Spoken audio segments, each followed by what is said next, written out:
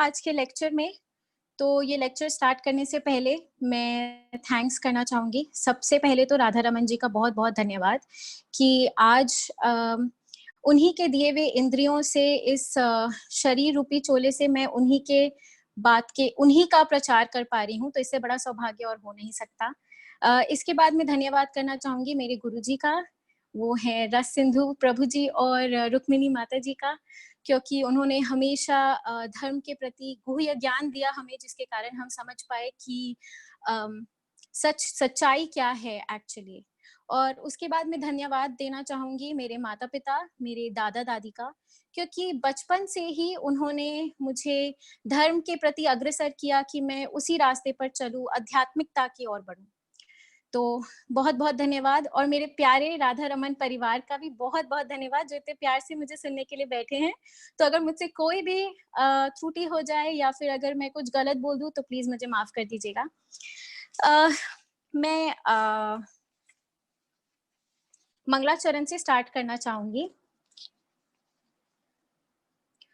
ॐ अज्ञानतिमिरन्धस्य ज्ञानाञ्जनशलाकया चक्षुरुन्मिलितं येन तस्मै श्रीगुरुवे नमः। श्रीचैतन्यमनोभीष्टं स्थापितं येन भूतले स्वयं रूप कदा मायं ददाति स्वपदान्तिकं। हे कृष्णा करुणा सिन्धु दीनबन्धु जगत्पते गोपेश गोपिका कांत राधाकांत नमोस्तुते।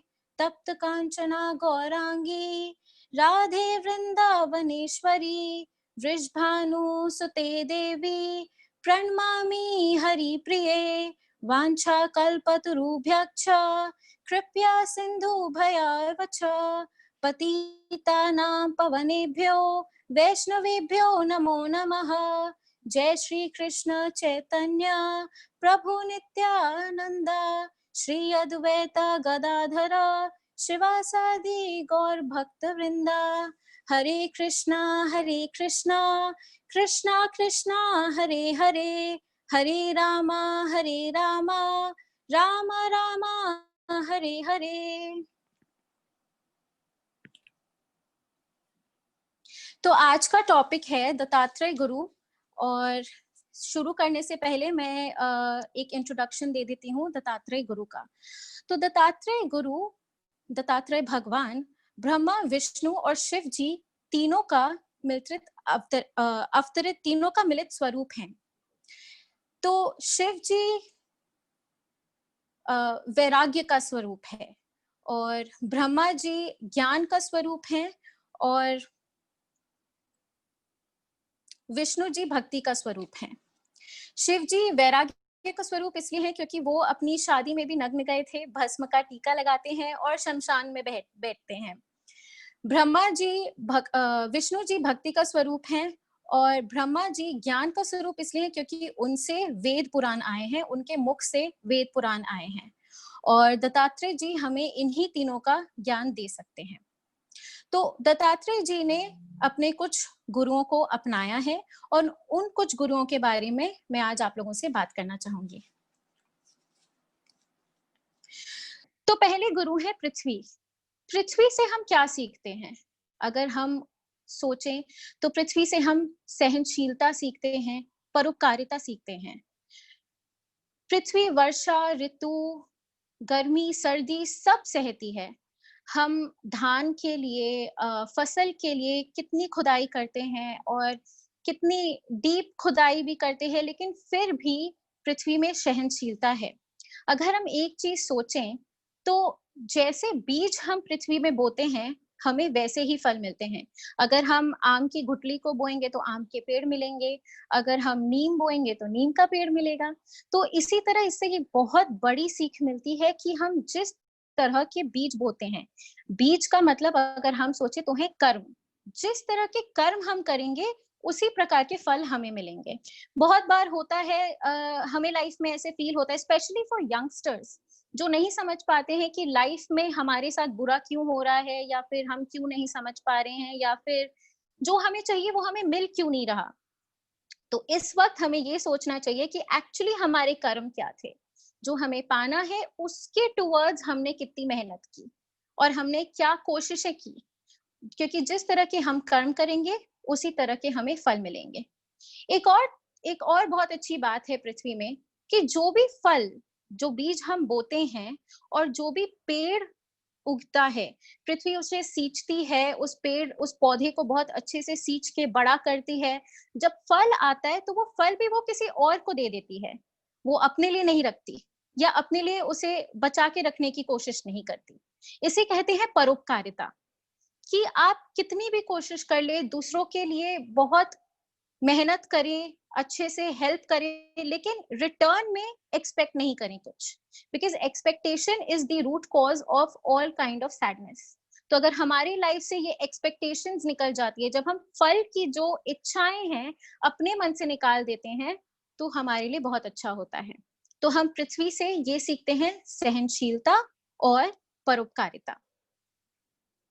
अब नेक्स्ट मैं बात करना चाहूंगी वायु।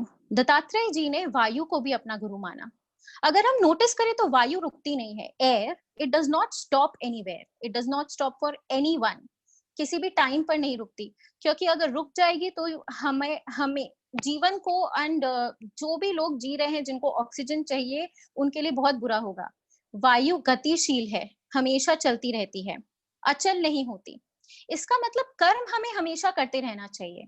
हम धरती पर आए हैं कर्म के लिए, तो वो हमें करते रहना पड़ेगा।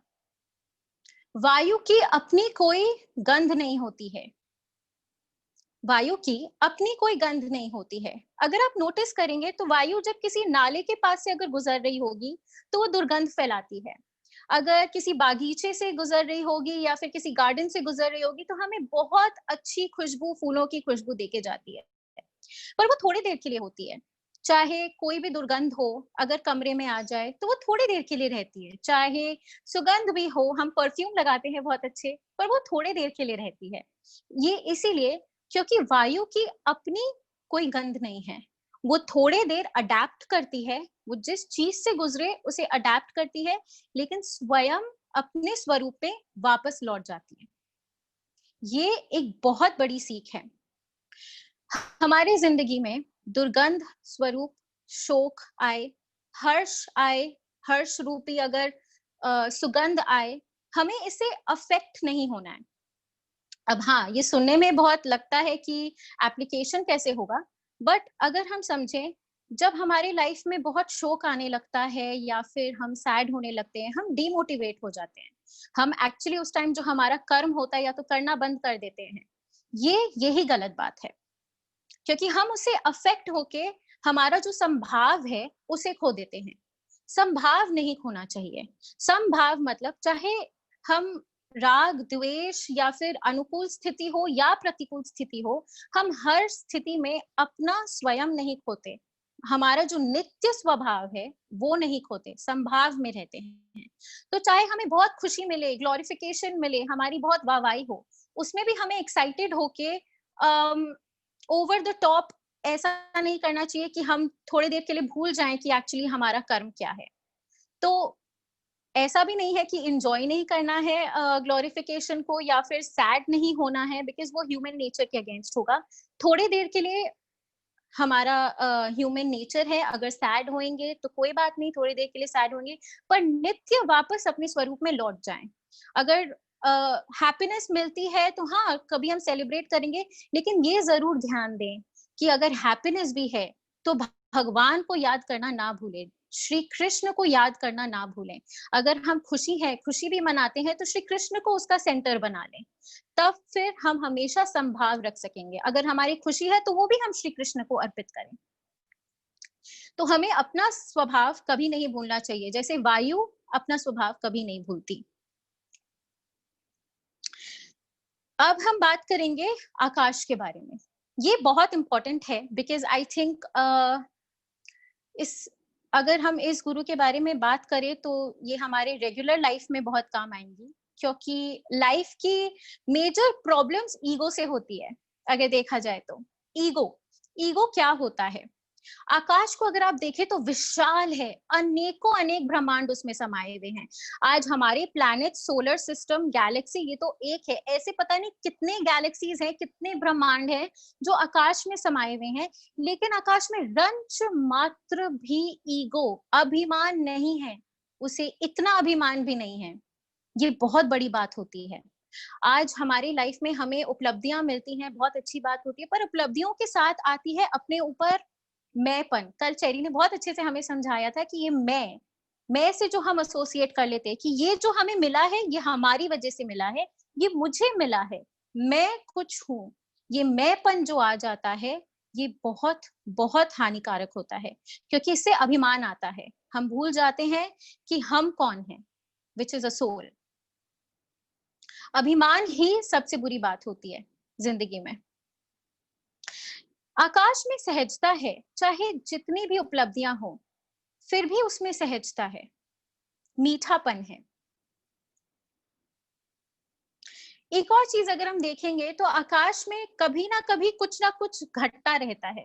कभी तारे टूट रहे हैं, कभी बिजलियां कड़क रही हैं, लेकिन आकाश उससे अफेक्ट नहीं होता।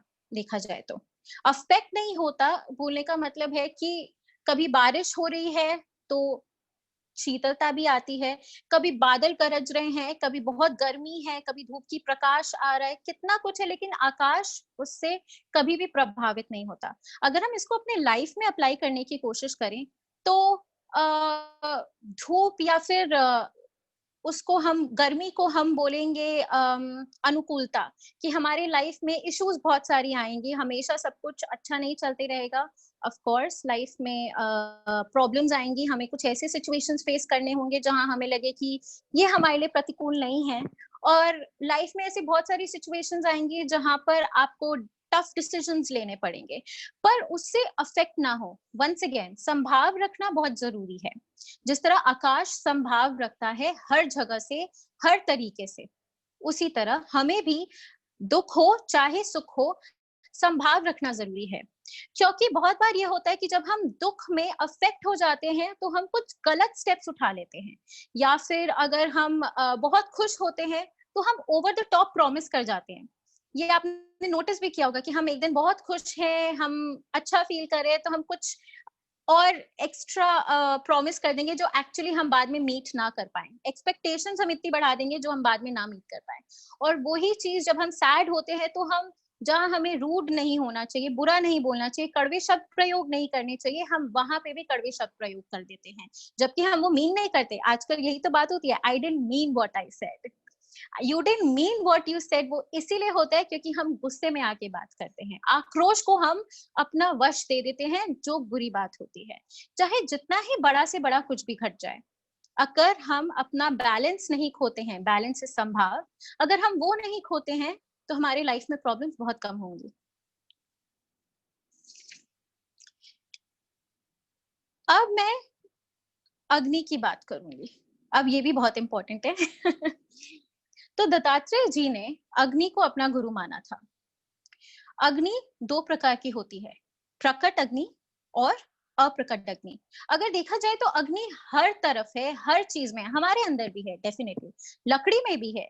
लेकिन हमारे अंदर जो अग्नि है, लकड़ी के अंदर जो अग्नि है, वो अप्रकट अग्नि है। अप्रकट अग्नि वो है जो हम ऐसे आंखों से नहीं देख सकते। जो हम मोमबत्ती को देखते हैं या फिर माचिस की तिल्ली से जो जलता है वो प्रकट अग्नि है। लेकिन जो हमारे भीतर है, जो लकड़ी के भीतर है, वो अप्रकट अग्नि होती है। अब अप्रकट अग्नि बाहर कैसे आती है? घर्षण से। जब, अगर आप देखेंगे लकड़ी, तो लकड़ी सामने अगर आप दो लकड़ी को रखें तो उसमें उस टाइम अग्नि नहीं है, अग्नि प्रकट नहीं हो रही है। पर अगर हम घर्षण करते जाएं तो कंटिन्यूअस घर्षण के बाद उसमें भी अग्नि प्रकट हो जाएगी। अब हमारे भीतर की अग्नि, अब हमारे श्री कृष्ण भी हर जगह व्याप्त हैं, हरि व्यापक सर्वत्र। तो वो हर जगह सर्वत्र में व्याप्त हैं। तो हम वो भी अग्नि के प्रकार, हम उन्हें कैसे प्रकट करें? घर्षण से। जिस तरह बार बार लकड़ी को रगड़ने से उसमें अग्नि प्रकट होती है, उस तरह जब हम अपने हाथ में माला ले लें और उस माला से घर्षण करें, हरे कृष्ण कृष्ण कृष्ण हरे हरे, हरे राम राम राम हरे हरे, तो वो भी मजबूर हो जाएंगे प्रकट होने में। यही घर्षण करना है हमें और कंटिन्यूअस घर्षण करना है, क्योंकि इतना इजी नहीं है। लकड़ी भी एक बार ही करते ही नहीं चसती है, उसे कंटिन्यूअसली हमें घर्षण करते रहना पड़ता है। अगर हम किसी अबोध बालक के हाथ में एक माचिस दे दे तो वो शायद एक बार में नहीं चसा पाएगा, उसे कंटिन्यूअसली करते रहना होगा। हम भी वही अबोध बालक की तरह ही हैं। हमें भी जीवन में इसी तरह कंटिन्यूअसली घर्षण करते रहना होगा। पहले हमें अपनी इंद्रियों से माला का, विषय का घर्षण करना होगा, फिर विषय से वो मन में जाएगा, विषय से मन का घर्षण करना होगा, धीरे धीरे मन से हमारी बुद्धि का घर्षण होगा, फिर उसके बाद आत्मा का घर्षण होगा, और फाइनली आत्मा से परमात्मा का घर्षण, और फाइनली प्रकट होंगे हमारे राधा रमन जी हमारे पास। इसी तरह से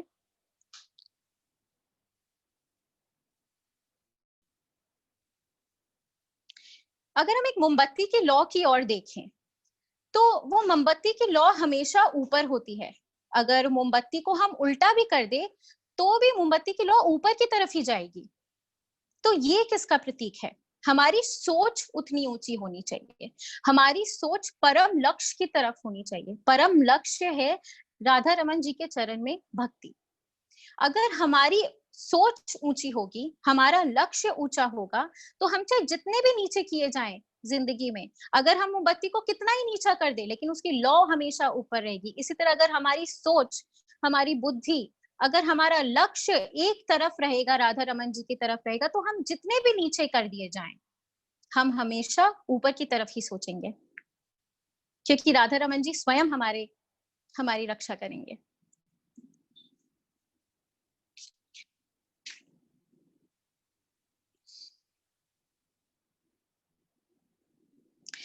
अब हम बात करेंगे अबोध बालक की। अबोध का मतलब क्या होता है? बौद्धता मतलब बुद्धि, अबोध मतलब कम बुद्धि, या फिर कम बुद्धि नहीं, मतलब बचपना या बचपने का सूचक। तो एक बच्चा अबोधता का सूचक होता है। एक बच्चे के मन में टेंशन नहीं होता। आज मेरा भी नेफ्यू है, वो मेरे को आके पूछता है स्ट्रेस क्या है, क्योंकि उन्हें पता नहीं स्ट्रेस क्या है। उनके दिमाग में ईर्ष्या, क्रोध, लोभ, मोह ये सब नहीं होता। अबोधता है, वो बस खुशी से रह रहे हैं। उनको पता है कि उनकी माँ है तो उनका लालन पोषण अच्छे से हो जाएगा। इसी तरह अगर हम अबोधता में अगर प्रभु को अपने आप को समर्पण कर दें कि हमारे लिए हमारे राधा रमन है और वो हमेशा हमारी रक्षा करेंगे, तो ये होती है परम स्थिति। परम स्थिति और क्या होती है? जब हम देखेंगे कि हम जब बच्चे थे तो हमारे माँ बाप ये कहते थे कि ये हमारा बच्चा है। जैसे हम बड़े हो जाते हैं, हमें थोड़ा मैंपन आ जाता है, या हमें समझ में आ जाती है कि हम एक अलग एंटिटी हैं, तो हम ये बोलने लगते हैं कि ये हमारे माँ बाप हैं। यही डिफरेंस होता है। जब हम बौद्धता के साथ जाते हैं तो हम ये सोचते हैं कि ये हमारे गुरु हैं। जब हम अबोधता के साथ जाते हैं, एक अबोध बालक की तरह, अगर मन में उत्कंठा लेते हुए हम जाते हैं, तो गुरु बोलता है कि ये हमारा शिष्य है, और ये होती है परम स्थिति। जब गुरु, जब भगवान स्वयं आके ये बोले कि ये मेरा है, ये होती है बोधता का सूचक, परम स्थिति। एक बालक को अगर हम देखेंगे तो बालक निर्भय होता है। वो सांप और रस्सी के बीच का डिफरेंस नहीं समझता है। वो रस्सी को भी मुंह में उठा लेता है, वो सांप को भी मुंह में उठा के डाल लेता है, लेकिन उसको पता है कि उसकी माँ उसकी रक्षा करने के लिए हमेशा है। इसी तरीके से इसी तरीके से जब हम अपने लाइफ में कुछ भी आए, चाहे सांप रूपी दिक्कत आए या फिर हमारे पास अपॉर्चुनिटीज आए रस्सी रूपी, तो हमें डरना नहीं है। Once again for youngsters I would really like to say कि इसे अगर हम ध्यान से सोचने की कोशिश करें तो अपॉर्चुनिटीज को भी ग्रैब करना है। और जब हमारी लाइफ में हमारी तरफ इश्यूज आ रही हैं या फिर हिंड्रेंसेस आ रही हैं कोई, जब हम उस अपॉर्चुनिटी को पकड़ने जा रहे हैं, तब डरना नहीं है। डरना ऑफ कोर्स, गलत काम करते वक्त डरें, जरूर डरे, पर जब आप कुछ अच्छा ट्राई कर रहे हैं लेकिन लाइफ में फिर भी प्रॉब्लम्स आ रहे हैं, तब डरे नहीं। तब डरे इसलिए नहीं क्योंकि आप फिर भी भगवान के लिए वो अबोध बालक हैं और वो आपकी रक्षा के लिए हमेशा खड़े हैं।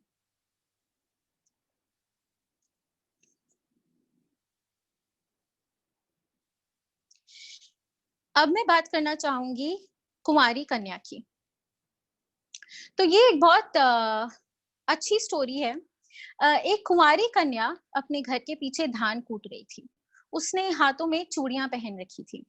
तो धान कूटते वक्त हाथ ऊपर नीचे होने से, हाथ के वेग के कारण उसके हाथों की जो चूड़ियां थी वो आपस में बज के खनक रही थी। तो उसने एक एक करके वो सारी चूड़ियां उतार दी, जब तक कि बस एक चूड़ी ना बची थी उसके हाथ में। तो अब अगर हम समझने की कोशिश करें कि ये चूड़ियां क्या रिप्रेजेंट कर रही है, प्लुरैलिटी। प्लुरैलिटी बेसिकली अगर हम लोग देखते हैं कि हम अपने हिसाब से, अपने कन्वीनियंस के हिसाब से सोमवार को कुछ व्रत रखते हैं, फिर मंगलवार को कोई और व्रत रखते हैं, फिर कभी लक्ष्मी जी को पूछते हैं फॉर मनी, कभी सरस्वती जी को पूछते हैं ज्ञान के लिए, and this and that and her type का। लेकिन वो हम अपनी कन्वीनियंस के हिसाब से कर रहे होते हैं, मन में अपनी मनोकामनाएं रख के कि हमें उनसे कुछ मिले, लेकिन हम परम लक्ष्य जो है उसके तरफ फिर भी नहीं बढ़ते। तो इसी तरह हमें भी, जिस तरह कुंवारी कन्या ने एक एक करके ये सारी चूड़ियां उतारी थी, उसी तरह हमें प्लुरैलिटी से हटा के जब हमारे पास एक लक्ष्य मिल जाएगा, हमें जो परम लक्ष्य है, जैसा मैंने बोला कि राधा रमन जी की सेवा और उनकी भक्ति, जब हमें वो परम लक्ष्य मिल जाएगा तो ये जितने भी डिस्ट्रैक्शंस है साइड में, वो सब हट जाएंगे। जैसे प्रभु जी कहते हैं, जीवेर स्वरूप होए नित्य कृष्ण दास। तो इसीलिए हमारा स्वरूप यही होना चाहिए कि हम नित्य कृष्ण की दास्ता में रहें।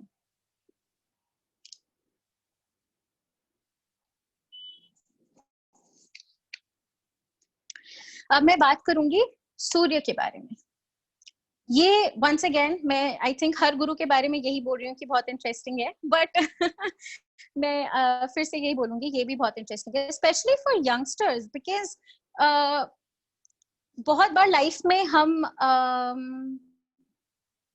स्वेड ऑफ फील करते हैं, हम फील करते हैं कि हमें आंसर्स नहीं मिल रहे। तो अगर हम इन गुरुओं के बारे में इन डेप्थ पढ़े, अगर हम इससे सीख लेने की कोशिश करें, तो वो बहुत सारे अनआंसर्ड क्वेश्चंस आंसर हो जाते हैं। अगर हम सूर्य के बारे में सोचे, जैसे सूर्य नियत समय पर उगता है और नियत समय पर अस्त होता है। इसका मतलब है रूटीन, डिसिप्लिन। मेरे पापा हमेशा बचपन से मुझे यही बोलते आए हैं कि डिसिप्लिन बहुत जरूरी है, रूटीन बहुत जरूरी है।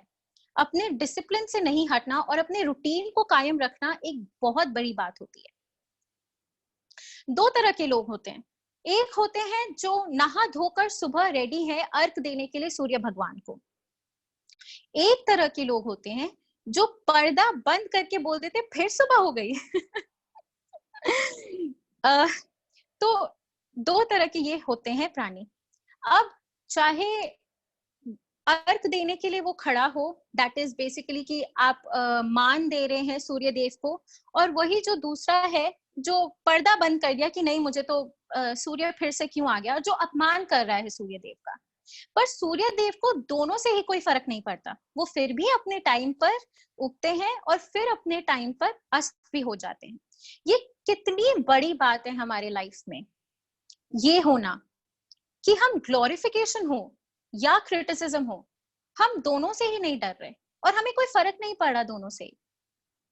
इसे लेके आना, इसे अपनी जिंदगी में उतारना ही बहुत बड़ी बात होती है। बिकॉज अगर हम ये चाहें कि हम सारी जो एक्टिविटीज करते हैं उसे हमेशा हमें ग्लोरिफिकेशन मिलते रहे, तो हमारा जो एक्टिविटी करने का पॉइंट है वो ही गलत है।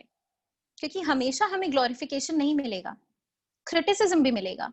अगर क्रिटिसिज्म मिलता भी है तो भी उसे एक्सेप्ट करें। अगर हो सकता है कि हम उससे अपनी जिंदगी में कोई चेंज या बदलाव ला सके तो वो लेके आए, पर फिर उसे भूल जाएं। क्योंकि फिर उससे अगर हम डिमोटिवेट होने लगेंगे तो जो एक्चुअल हमारे लाइफ का जो पर्पस है हम वो ही नहीं करेंगे। और बहुत बार होता है कि हम ग्लोरिफिकेशन से बहुत हमारा क्या सवा शेर खून बढ़ जाता है, वो बढ़ जाए अगर तो वो भी बहुत बुरा होता है। क्योंकि फिर जो एक्चुअली हमें कार्य करना है हम वो नहीं करते हैं, हम ग्लोरिफिकेशन में ही रह जाते हैं। अगर हम सूर्य को देखें तो कितने लोग हैं जो अपमान कर रहे हो, जो ठीक से नहीं उठ रहे हो उस टाइम, या फिर गर्मी होती है या कुछ भी होती है तो बोलते हैं कि क्यों गर्मी हो रही है और ये सब, लेकिन फिर भी सूर्य अपना लोगों को प्रकाशित करना, अपने आसपास प्रकाशित करना नहीं छोड़ता है। और वही जब उनको अर्घ चढ़ाए जा रहे हैं, उनकी पूजा की जा रही है, तो भी वो ग्लोरीफाई होके, ऐसा नहीं है कि एक्सेसिव कुछ कर रहे हैं, वो फिर भी उसे अपनी सहजता को नहीं भूलते, अपने नित्य नियत कर्म को नहीं भूलते वो।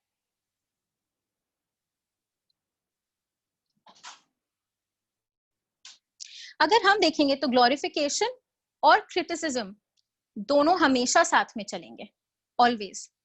जहां कभी कभार हमें ग्लोरिफिकेशन मिलता है, वहीं से हमें कभी कभार क्रिटिसिज्म भी मिलेगा, पर I think that's okay, because glorification जो है, आई थिंक प्रभु जी भी ये बार बार बोलते हैं कि क्रिटिसिज्म जो लोग देते हैं उनको हमेशा साथ में रखें, क्योंकि वो आपको समझाएंगे, एक्चुअली वो आपको आपको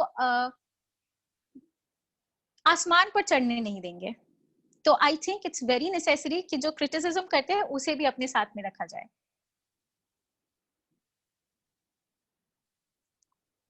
देखा जाए तो अगर सूर्य जल खींचता है, मल मूत्र खींचता है, समुद्र का कड़वा जल भी खींचता है, शीतल जल भी खींचता है, इतना कुछ खींचने के बाद भी जब आकाश फॉर्म होता है, we all know the process of evaporation, जितनी भी यूथ है यहाँ पे, आई थिंक सभी को इवेपोरेशन का प्रोसेस पता होगा। तो जब आकाश बनता है इतना जल खींचने के बावजूद भी, तो भी शीतल पानी ही आकाश से बरसता है। इससे हमें इतनी बड़ी सीख मिलती है कि हमारे को जितना भी कड़वापन मिले, क्रिटिसिज्म मिले या फिर ग्लोरिफिकेशन मिले, कुछ भी मिले, इन रिटर्न हम शीतलता ही दें वापस। बहुत बार होता है, मेरे साथ तो बहुत बार होता है कि अगर कोई मुझे आके कठोर शब्द कह देता है या बुरे शब्द कह देता है, तो मुझे भी मन होता है कि मैं इन रिटर्न कठोर शब्द कहूँ, which is okay, which is a natural tendency. But अगर हम यही चेंजेस धीरे धीरे अपनी जिंदगी में ला पाए, धीरे धीरे अगर हम ये कोशिश कर पाए कि हम कुछ भी हमें आए, हमें कुछ भी मिले जिंदगी में, लेकिन हम इन रिटर्न शीतलता ही दें, प्यार ही दें, प्रकाश ही फैलाएं इन रिटर्न। एक भक्त के जीवन में भी ये बहुत काम आता है। जब हम भक्ति की राह पर अग्रसर होते हैं तो बहुत से चैलेंजेस मिलते हैं, specially for youth. I have faced it that many people से कि अच्छा पहले तो तुम ऐसी थी, अब तुम ऐसा कर रही हो। बहुत बार होता है, प्रभु जी ने भी बहुत सुना है, शायद मैं भी बहुत सुनती हूँ, दैट 100 चूहे खा के बिल्ली हज को चली। पर उस टाइम पर अपने आप को नीचे नहीं गिरने दें, अपना परम लक्ष्य अगर हम ना भूलें, अगर हम समझे कि at the end of the day जो भी है ये हमारा प्रारब्ध है, लेकिन हमें हमारा नियत कर्म करते जाना है, तो ये एक बहुत अच्छी बात होगी।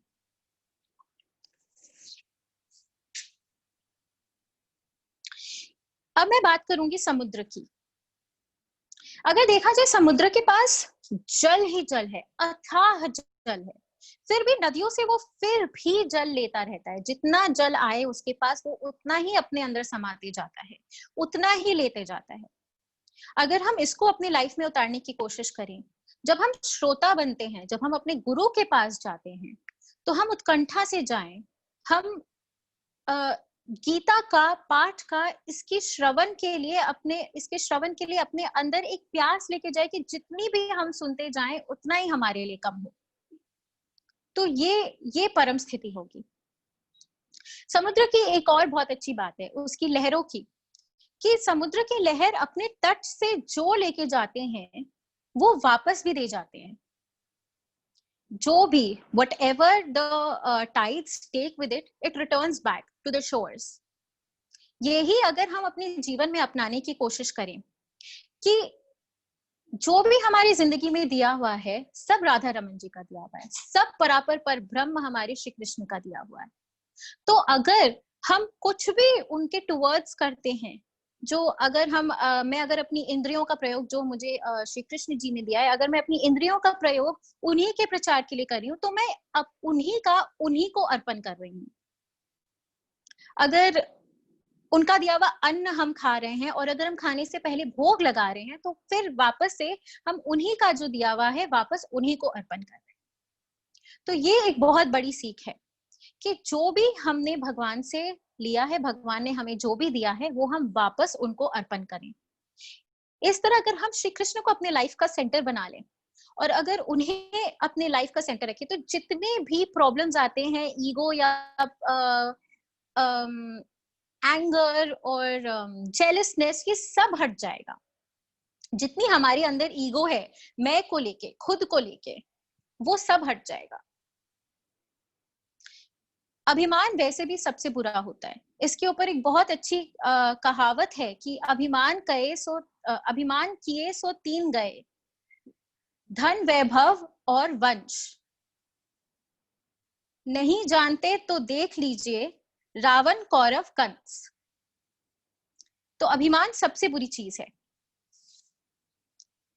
अब मैं बात करना चाहूंगी मधुमक्खी की। मधुमक्खी को अगर हम देखें तो जीवन भर इकट्ठा करती है। वो फूलों से रसपान करती है, अपने लिए मधु ढूंढती रहती है, अपना इतना बड़ा छत्ता बनाती है, इतना बड़ा घरौंदा बनाती है ना, लेकिन खुद पीती है और ना दूसरों को पीने देती है। और अगर कोई दूसरा पीने की कोशिश भी करे तो उसे काट लेती है। और एक दिन वही शिकारी आता है, धुआं चलाता है और पूरा घरौंदा टूट जाता है और वो मधुमक्खियां भी चली जाती हैं। तो अगर हम देखें, हम जिंदगी भर संग्रह में जुटे रहते हैं, अपने परम लक्ष्य को भूल के हम जिंदगी में संग्रह में लगे रहते हैं। खाने को हमें वही 200 ग्राम चाहिए, लेकिन फिर भी अन्न के पीछे, अन्न कमाने के पीछे हम पता नहीं कितनी मेहनत कर रहे हैं। पर at the end of the day, जब एक दिन काल रूपी शिकारी आएगा और जब हम उस लकड़ी पे, शैया पे सोए होंगे, तो वो भी हमारे साथ ऊपर नहीं जाता। तो फिर इतनी मेहनत, इतना संग्रह, अति संग्रह किस काम का, किस लिए? ना हम दूसरों को दे पा रहे हैं, ना हम परोपकार कर पा रहे हैं, ना हम उसे धार्मिकता की ओर लगा पा रहे हैं। तो फिर ये संग्रह किस काम का है हमारे? तो इसी तरह अगर हम संग्रह ना करके जो हमें मिलता है, जो भगवान का दिया हुआ है, जो हम कमा रहे हैं, जो फिर से भगवान का दिया हुआ है, अगर फिर से भगवान को अर्पण करें, आध्यात्मिकता की ओर लगाए, परोपकार में लगाए, लोगों की मदद करें, तो वो होगा परम स्थिति। अब मैं बात करूंगी जल की। जल से हमें बहुत अच्छी सीख मिलती है, वंस अगेन जो यूथ में बहुत इंपॉर्टेंट है, दैट इज सरलता और तरलता। सरलता अगर आप देखें जल की, ये है, जल का अपना टेस्ट एज सच कुछ नहीं है। मतलब अगर आप जल को टेस्ट या वो बोलने जाएंगे तो उसमें ऐसा कोई टेस्ट नहीं है। शीतलता प्रदान करती है पर एज सच कोई टेस्ट नहीं होता। लेकिन जल को हम जिस चीज में मिलाए, अगर हम मीठे शरबत में मिलाए तो वो मीठी हो जाती है, और अगर हम कड़वे नीम में मिलाएं या नींबू डालें तो वो खट्टी हो जाती है। तो यही बात है, ये होती है सरलता, कि हम जो भी हमें मिले हम उसे एक्सेप्ट कर पाए, घुल मिल पाए उसमें, अपने आप को उसमें अच्छे से घुला पाए, अपने आसपास से हमें जो भी मिल रहा हो, चाहे नींबू जैसा खट्टापन मिल रहा हो या अगर शरबत जैसा मीठापन मिल रहा हो, हम सब एक्सेप्ट कर पाए। अगर हम सिर्फ ये एक्सपेक्ट करेंगे कि हमें सिर्फ शरबत की मिठास हर जगह से मिलेगी, तो जैसे ही हमें थोड़ी सी कड़वाहट मिली, हम वहीं पे डिमोटिवेट हो जाएंगे या गुस्सा हो जाएंगे। तो इसलिए सरलता आनी बहुत जरूरी है। अब तरलता, आप पानी को घड़े में डालें तो घड़े का आकार ले लेती है, ग्लास में डालें ग्लास का आकार ले लेती है, जिस आकार में अगर आप उसे जमाएं तो बर्फ का आकार ले लेती है, और थोड़ा सा ताप पड़ने पर वो फिर पानी बन जाती है। इसमें इतनी बड़ी सीख है हमारे लिए कि लाइफ में कोई भी सिचुएशन आए, ताप पड़े तो हम उस हिसाब से मोल्ड हो गए। अगर हमारे पे बहुत शीत पड़े, बहुत अच्छा हमारे लाइफ में हमारे प्रतिकूल सब कुछ जा रहा है, तो हम उसी में ही मोल्ड हो गए। इसी तरह कंटिन्यूअसली लाइफ में जो भी हमें मिल रहा हो उसे भगवान का ही प्रसाद समझकर अगर हम उसमें मोल्ड होते रहें कंटिन्यूअसली, तो वो हमारे लिए ही इजी होगा। जल हमेशा शीतलता प्रदान करती है। सो अगर हम भी हर जगह, हर टाइम, जहां पे भी जाएं, अगर मन में शीतलता ही लोगों के प्रदान कर पाए, तो ये भी बहुत अच्छी बात होगी।